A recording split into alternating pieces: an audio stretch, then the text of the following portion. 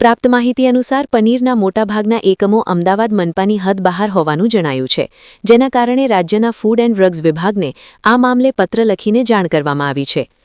એએમસીના આરોગ્ય વિભાગના અધિકારીઓએ જણાવ્યું કે ગત સપ્તાહે ઝડપાયેલા પનીરના જથ્થામાં કુલ 6 જેટલા એકમો અમદાવાદ મનપાની હદ બહારના છે અને તેથી રાજ્યના ફૂડ એન્ડ ડ્રગ વિભાગને જાણ કરાઈ છે.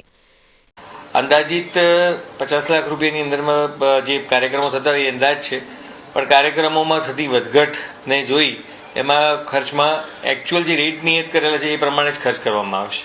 વાર્ષિક સમયગાળો છે અને જો કામગીરી સંતોષકારક હોય તો એને એક્સટેન્શનનો એક ક્લોઝ છે, એ પછી કમિશનર સાહેબ નિર્ણય. એએમસીની અખાદ્ય પનીર મામલે મોટી કાર્યવાહી નકલી એનાલોગ પનીરના 6 એકમો ઝડપાતા ફૂડ એન્ડ ડ્રગ્સ વિભાગને જાણ કરાઈ છે.